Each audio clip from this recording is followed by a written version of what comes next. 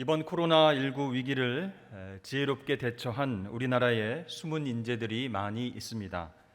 그 중에 한 분이 드라이브 스루 진단법을 착안한 김진용 인천의료원 감염내과 과장입니다.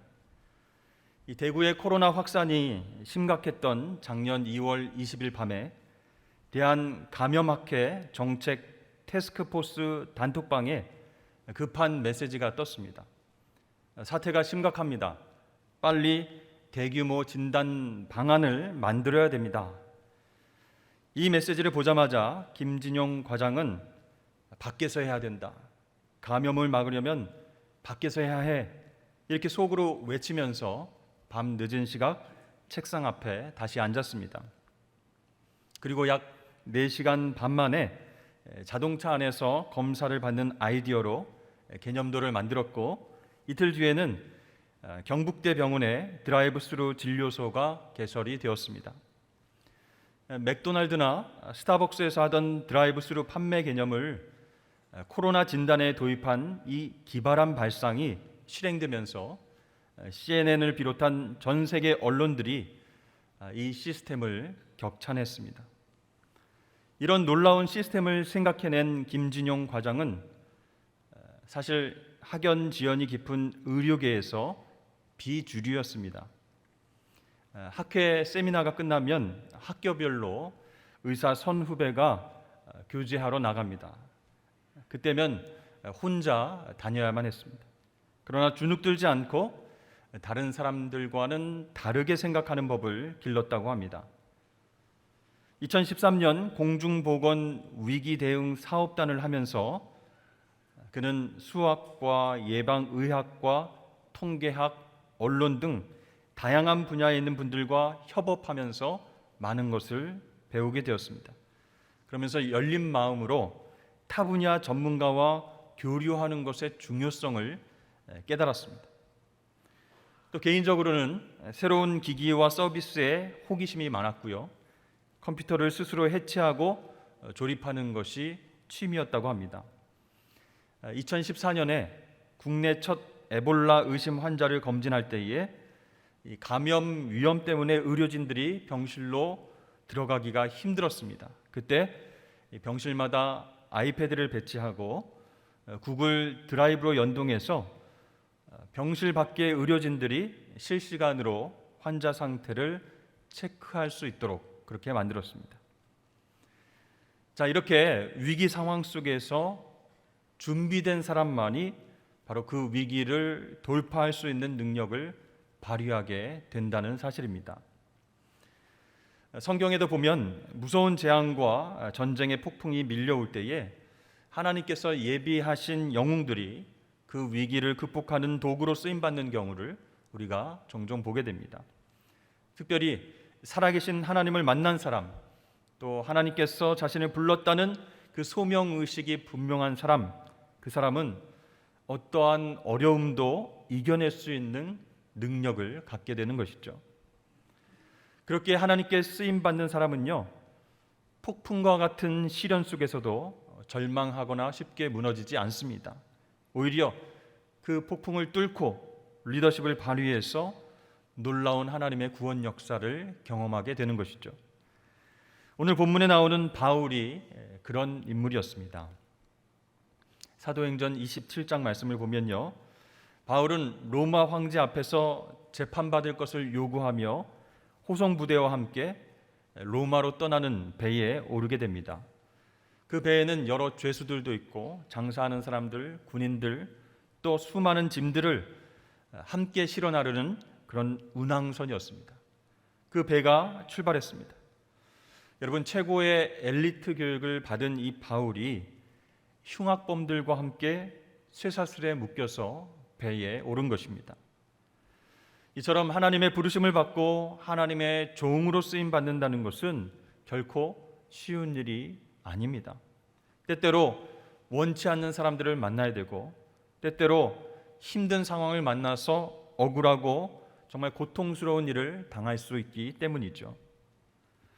자, 하나님의 사람이 된 우리 그리스도인들은 어떻습니까? 예전에는 내 마음과 뜻대로 인생을 살다가 이제는 하나님의 거룩한 사명을 감당하며 살아가게 됩니다.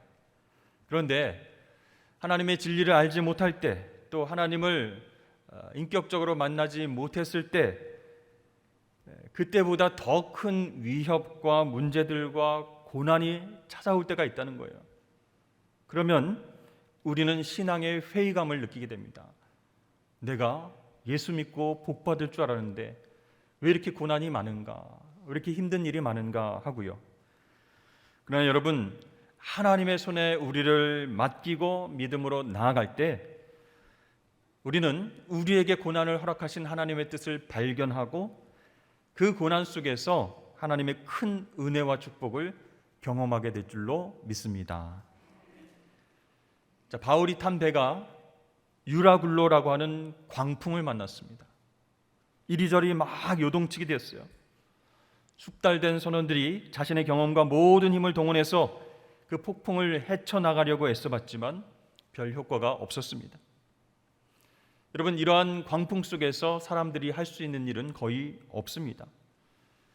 몇십 년 경험이 있는 전문가들은, 선원들도 광풍 앞에서는 자신의 노력과 의지, 또 성실함과 여러 가지 방법들 모두 다 통하지 않음을 깨닫게 되는 것이죠. 이렇게 바울이 탄 배는요, 몇 날 며칠 동안 꼼짝없이 폭풍 속에서 인내해야만 했습니다. 여러분, 이러한 폭풍 속에서는요, 어떻게 행동하는 것이 지혜로운 것일까요? 잠잠히 기다리는 것이 가장 좋은 방법입니다. 어느 정도 고통의 시간이 지나가면 이제 안개가 걷히고 시야가 확보되면서 갈 길이 조금씩 보이기 때문입니다. 그런데 그 상황 속에서 죽지 않을까, 다치지 않을까, 초조한 마음에, 두려운 마음에 발버둥 치거나 뭔가를 행동하려고 하면 더 큰 사고가 일어나게 된다는 것이죠. 그렇습니다.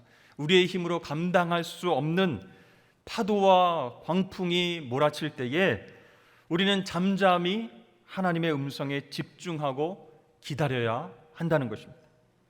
그 인내의 시간, 기도의 시간 가운데에 하나님은 우리에게 진짜 믿음을 선물해 주셔서 그 믿음 가지고 하나님만 의지할 수 있게 도와주시는 줄로 믿습니다. 그 배에는요, 모두 276명이 타고 있었는데요, 14일 동안 캄캄한 어둠 속에서 정말로 무서운 파도와 싸우면서 그렇게 보냈습니다. 배 안에서 모두가 계속 흔들렸고 토하고 진이 다 빠져버렸습니다.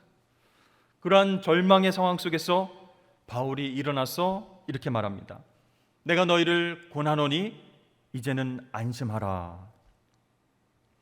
주 예수의 신분인 바울이 갑자기 이렇게 말하는 이유가 무엇일까요? 믿는 구석이 있기 때문입니다. 여러분, 고통 속에 있는 사람들에게 우리 사람의 위로는 잠깐의 효과를 줄 수는 있습니다. 그러나 사람의 말이 아닌 하나님의 말씀은 그 사람의 마음 가운데 새 힘과 용기를 주실 수 있다는 거예요. 그래서 폭풍 속에서는, 큰 환난과 고통 속에서는 사람의 말이 아니라 바로 하나님의 말씀을 집중해서 들어야 할 줄로 믿습니다. 이 성령의 사람 바울은요, 폭풍 가운데 시달리고 있는 그 사람들에게 자신의 말이 아니라 하나님의 말씀을 선포하면서 위로하고 있습니다.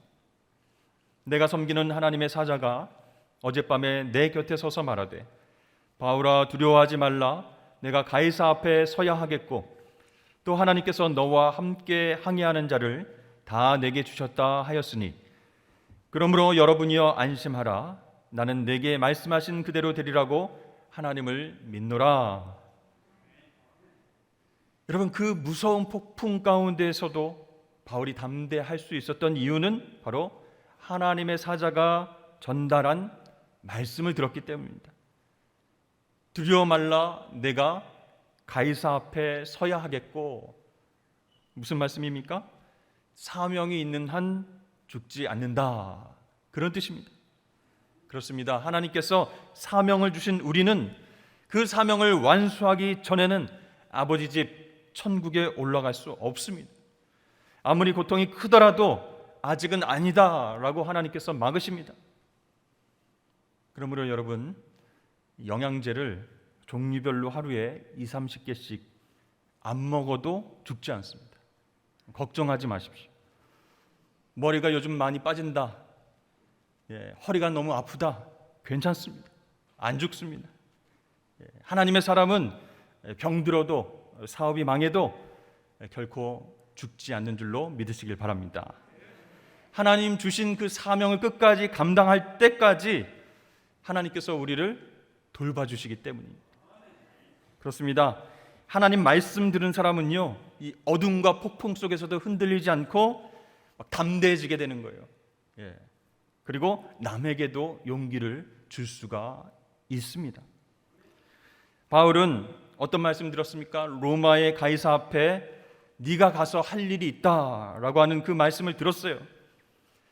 이렇게 사명을 재확인하고 하나님께서 함께 하신다라는 확신이 생기니까 그 폭풍 속에서도, 흔들리는 가운데서도 두려움이 없어졌고 다른 사람들을 위로하게 되었습니다. 여러분, 오늘 말씀에 나오는 바울처럼 여러분들도 폭풍 속에서 하나님의 음성을 들으실 수 있기를 축복합니다. 그래서 나에게 주신 사명이 무엇인가 그것을 확인하시고 담대하게 인내하실 수 있기를 바랍니다.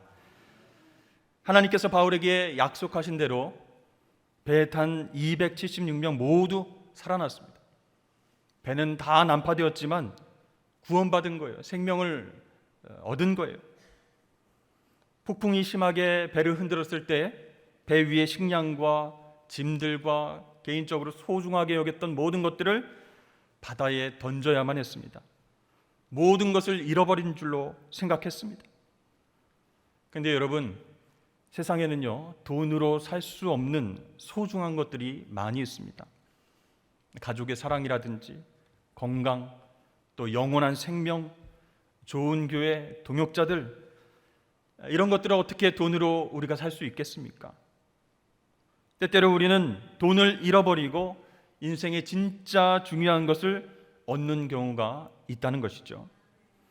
인생의 폭풍을 만나서 여러 가지를 잃어버렸지만, 정말 애지중지하는 것, 그것을 한순간에 날려버렸지만 그것을 통해서 중요한 교훈을 얻게 됩니다. 바로 하나님보다, 생명보다 더 중요한 것이 없다라는 것을 깨닫게 되는 것이죠. 그리고 그 이후에는 어떻게 생각하고 행동하겠습니까? 더 이상 작은 것에는 연연하지 않는 넉넉한 마음의 하나님 자녀가 된다는 것입니다. 그러므로 우리 인생 가운데 폭풍은 무조건 나쁜 것만이 아니라 우리에게 정말 소중한 것이 무엇인지를 깨닫게 해주는 변장한 축복이다라고 할 수 있습니다. 자, 이렇게 폭풍을 지나온 바울과 그 일행이 헤엄쳐서 상륙한 곳은 멜리데라고 하는 섬이었습니다. 오늘날 지중해 연안의 아름다운 휴양지인 몰타 섬입니다. 거기서 원주민들로부터 뜻밖의 환대를 받았습니다. 한 번도 가보지 않은 낯선 섬입니다. 또 문명이 발달되지 않은 곳입니다. 그곳에서 사나운 원주민들과 식인종을 만날 수도 있었습니다. 그러나 특별한 동정을 베푸는 사람들을 만났다라는 것은 하나님의 특별한 축복이었다는 것이죠.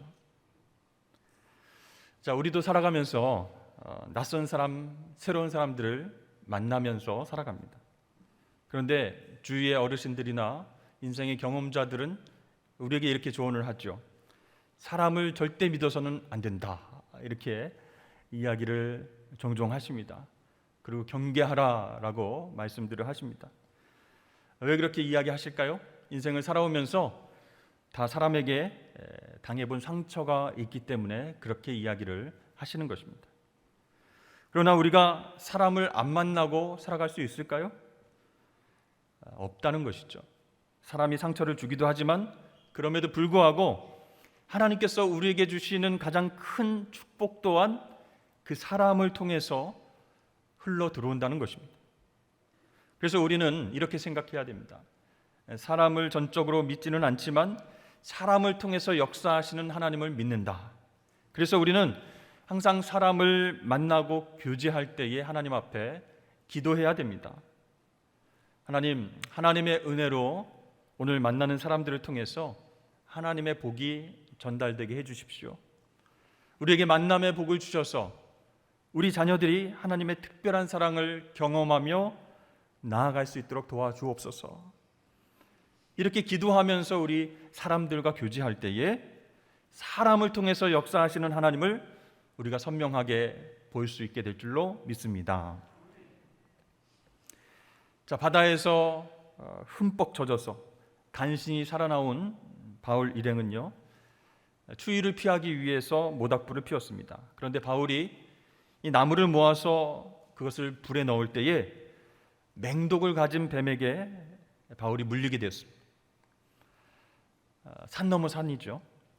그 무서운 폭풍을 견뎌내고 간신히 땅으로 올라왔는데 땅에서 독사에게 물리고 만 것입니다. 우리도요, 한 차례 폭풍이 지나갔는데 또 다른 어려움이 다가오기도 합니다. 근데 이번에 다가오는 어려움은 예전의 경험이나 지혜도 전혀 도움이 되지 않는 새로운 재난이에요. 새로운 고통이에요. 여러분, 바울이 어떻게 생각했을까요?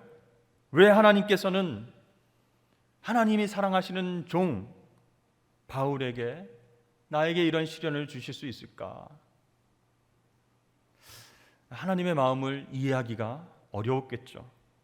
지금까지 고생 아무것도 아니니까 한번 매운맛 좀 더 경험해봐라. 조금 더 고생해봐야 네가 정신을 차리지. 이런 의도로 하나님께서 그런 시험을 주셨을까요? 우리가 이런 비슷한 상황을 맞이한다면 우리 마음 가운데 불평과 원망이 막 솟아날 것 같아요. 하나님, 이만하면 됐지 않습니까? 그런데 왜 또 이러한 시련과 고통을 나에게 주시는 것입니까? 하면서 마음이 답답해지는 것이죠. 그 섬에 있었던 원주민들은 미신에 사로잡혀 살던 사람들입니다. 그래서 뱀이 바울을 문 것을 보고 이 정의의 신이 내린 벌이다, 이렇게 생각을 했습니다. 살인죄를 저지르고 도망치는 그 죄인이 벌 받는 것이다, 이렇게 생각을 했습니다. 그런 상황을 보면요, 동서고금을 막론하고 사람들은 남들의 고통과 시련을 인과응보의 시각으로 보기를 좋아한다는 것을 알 수 있습니다. 전생에 무슨 죄를 지었길래 이런 고통이 찾아오나? 분명히 저 사람은 하나님께 죄를 지었으니까 이런 고통이 찾아오는 것이야. 이렇게 생각한다는 것이죠. 예수님의 제자들도 이러한 비슷한 말과 행동을 한 적이 있었습니다. 날 때부터 안진뱅이, 그 사람을 보면서 예수님께 질문합니다. 이 사람이 이렇게 된 것이 자신의 죄 때문입니까? 아니면 부모의 죄 때문입니까? 그러나 예수님은 어떻게 말씀하시죠? 이 사람이나 그 부모의 죄로 인한 것이 아니라 그에게서 하나님이 하시는 일을 나타내고자 하심이라, 이렇게 말씀하셨어요. 그렇습니다. 하나님의 뜻 안에, 하나님의 섭리 안에 있는 사람에게 고난은 더 이상 저주가 아님을 여러분 믿으실 수 있기를 바랍니다.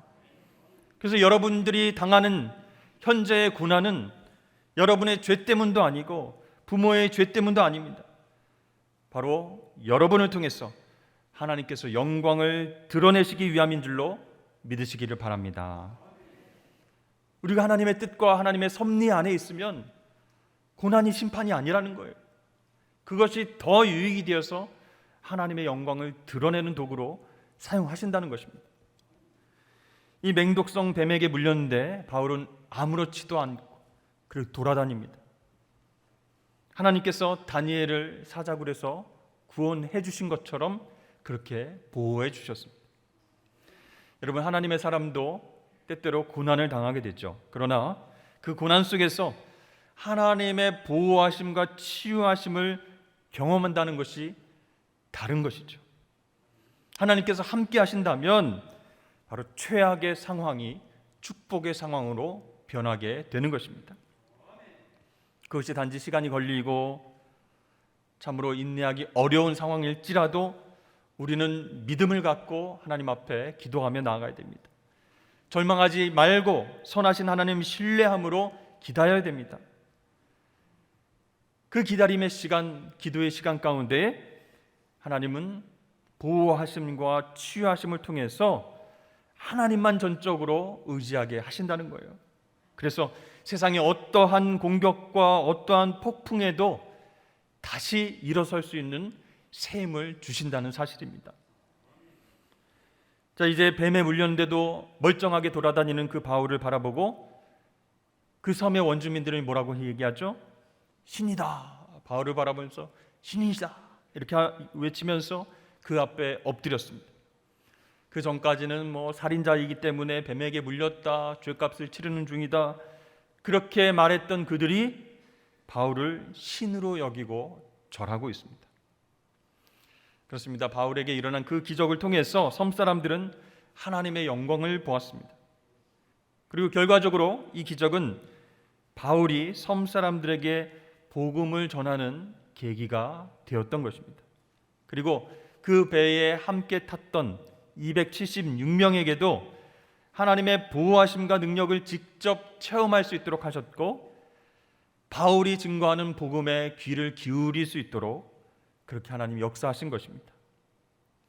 자, 여러분, 바울이 당한 여러 가지 재난이 복음 증거의 통로가 된 기가 막힌 대역전극이 일어났던 것입니다.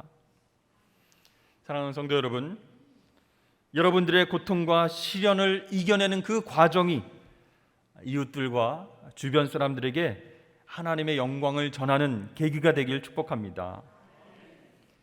갑자기 닥친 폭풍과 시련의 문제들 가운데서 하나님 말씀을 의지하고 담대히 인내하며 이겨낼 때에 그것을 보고 주변 사람들이 정말 하나님이 살아계신 참 신이시다, 정말 하나님의 자녀가 확실하구나, 하나님만이 우리에게 구원을 주실 수 있는 분이구나, 이러한 진리를 알게 되기를 원합니다. 자, 바울의 소문을 듣고 그 섬의 추장인 보블리오가 감동을 받았어요. 그래서 바울 일행을 초대해서 3일 동안 극진한 대접을 합니다. 그 덕에 열병과 이질에 걸려서 사경을 헤매던 이 보블리오의 부친도 바울의 기도로 나음을 얻게 되었죠. 자, 여러분, 바울을 바라보면 참 부럽지 않으십니까? 우리도 바울처럼 어딜 가나 무엇을 하나 누구를 만나나 정말 신이라고 불릴 정도로 영적인 영향력이 있어야 하지 않겠습니까? 그렇다고 내가 하나님이 되라 그런 말은 아닙니다. 우리는 부족하지만 하나님을 의지하고 기도할 때에 치유와 회복의 역사가 일어나는 그 하나님의 자녀, 하나님이 보호해 주시고 책임져 주시는 그런 인생, 그런 신의 아들, 딸들이 다 되실 수 있기를 축복합니다. 여러분, 말로만 하나님의 자녀입니까? 하나님이 나의 아버지이시면, 우리가 하나님의 자녀라면 하나님의 은혜와 능력을 누릴 수 있어야죠. 그러므로 여러분들이 기도할 때에 세상 걱정 근심이 다 떠나가고 하늘의 평강이 임하기를 축복합니다. 여러분이 기도할 때에 어두운 영, 음란의 영, 거짓의 영이 떠나가고 회복의 역사가 일어나길 축복합니다. 하나님의 사람들인 여러분들이 기도할 때에 생명의 역사, 복음의 기적이 일어나길 주의 이름으로 축복합니다. 여러분, 나 자신을 너무 부족하다고, 너무 능력 없는 사람이라고 자책하거나 움츠러들지 마십시오. 영성도 없고 기도도 못하고 말씀도 잘 알지 못하고 믿음이 약하니 나는 할 수 없습니다, 이렇게 부끄러워하지 마십시오. 나와 함께 하시는 하나님이 얼마나 크고 위대한 분이신지 기도하며 알아가실 수 있기를 축복합니다. 이 보블리오 추장의 아버지가 나았다는 소문이 섬 전체에 쫙 퍼졌습니다. 섬 사람들이 아픈 사람을 다 데리고 바울에게로 오는 거예요. 바울은 그들을 기도로 고쳐주면서 복음도 전했을 것입니다.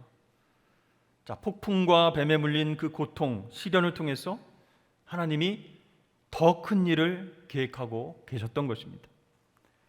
그 이후에 바울 일행은 멜리데 섬에서 3개월을 더 거하게 됩니다. 그동안 바울이 무엇을 했을까요? 섬 사람들에게 복음을 전하고 말씀으로 양육했습니다. 그래서 멜리데 섬 전체가 복음화되었고, 이 보블리오 추장은 나중에 멜리데 교회의 감독이 되어서 사명을 감당하다가 순교했다는 기록이 있습니다.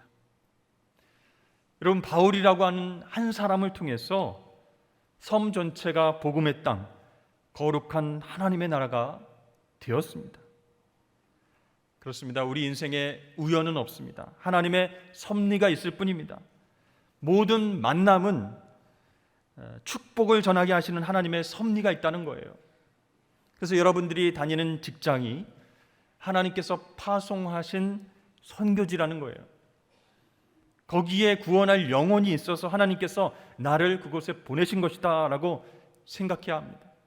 또 타 지역에 살다가 부산에 와서 학교를 다니고 또는 직장을 다니는 그런 청년들과 성인분들이 계십니다. 그것은 우연이 아니라 하나님의 섭리라는 거예요. 그렇게 우리가 하나님의 사람으로서의 정체성이 있다면, 또 하나님의 말씀으로 영혼들을 긍휼히 바라보는 그런 시각이 있다면, 하나님은 우리를 통해서 구원의 역사를 계속 이루어 가실 줄로 믿습니다. 그 우연은 없는 거예요. 우리가 만나는 사람들을 통해서 또 하나님의 복이 전달되어지고 많은 영혼들이 주께로 돌아올 수 있다는 사실을 여러분 명심하실 수 있기를 바랍니다. 10절 말씀에 후한 예로 우리를 대접하고 떠날 때에 우리 쓸 것을 배에 실었더라. 자, 아까도 말씀드렸지만 유라굴로 폭풍을 만나서 바울 일행들이 자신들이 가진 모든 것들을 바다에다가 버려야만 했습니다. 간신히 목숨만 건졌죠. 그러나 이제 멜리데 섬 안에서 하나님의 일을 감당하니, 사명을 감당하고 복음을 전하고 정말 하나님의 놀라운 말씀으로 양육했더니 하나님께서 이 섬 사람들을 통해서 채워주셨다는 거예요. 배도 얻었고 필요한 것들을 채워주시는 역사가 일어났습니다. 놀라운 하나님의 역사이고 풍성하신 하나님의 도우심이었습니다. 여러분, 사도 바울을 생각해 보십시오. 그는 늘 빈손으로 다니면서 복음을 증거했습니다. 그러나 하늘의 창고를 여는 방법을 알고 있었습니다.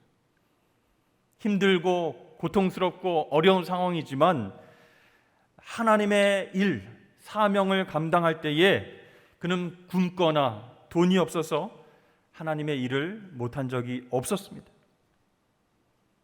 그러니까 어려운 상황 속에서도 순종하는 거예요. 그리고 사명에 집중하는 거예요.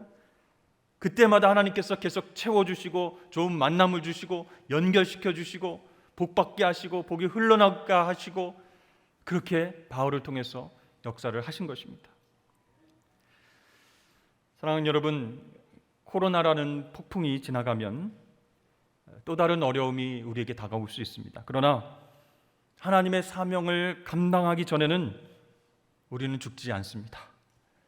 난파되고 뱀에 물리고 가진 것 모두 바다에 빠졌어도 하나님이 보호하시고 하나님이 채워주심을 여러분 믿으실 수 있기를 바랍니다. 특별히 우리가 기도해야 할 제목이 있어요. 미얀마와 아프간에서 복음의 사명을 감당하는 선교사님들과 크리스찬들을 위해서 여러분 기도해 주시길 바랍니다. 코로나라고 하는 그 폭풍이 지나가기도 전에 그 나라의 내부적인 정치, 군사, 경제적 혼란으로 인해서 정말 전쟁과 같은 끔찍한 상황들이 벌어지고 있습니다. 죄 없는 아이들, 힘없는 여인들, 백성들, 예수 믿는 사람들, 그들이 핍박받고 있습니다. 이 심각한 상황 속에서 과연 그들이 무엇을 할 수 있겠습니까? 여러분, 그러나 하나님의 사람들은 하나님이 지키십니다. 두려워하거나 놀라지 말고 강하고 담대하게 하나님 의지해서 이겨낼 수 있도록 함께 여러분 기도해야 할 줄로 믿습니다. 사랑하는 성도 여러분, 오늘 말씀을 통해서 우리는 폭풍을 경험하고 있지만 그 폭풍을 헤치고 로마로 가야 합니다. 그 어떠한 위기 속에서도 하나님께서 우리에게 주신 사명을 기억해내야 합니다. 가정에서, 일터에서, 공동체에서 우리가 해야 할 일이 있다는 것입니다. 그 사명을 기억할 때 하나님 분명히 우리를 지켜주시고 그 사명 감당할 수 있도록 사람들 붙여주시고 세임과 능력으로 우리를 위로하여 주실 줄로 믿습니다. 그러니까 두려워하지 마시고 기도하십시오. 하나님의 손길을 직접 경험하게 해달라고 기도하십시오. 신이라고 불렸던 바울처럼 정말 전능하고 거룩하신 그 하나님의 손이 우리를 보호하시고 지켜주시고 끝까지 사명을 감당하게 하실 줄로 믿으시길 바랍니다. 그렇게 승리하시는 저와 여러분 되시길 주의 이름 축복합니다.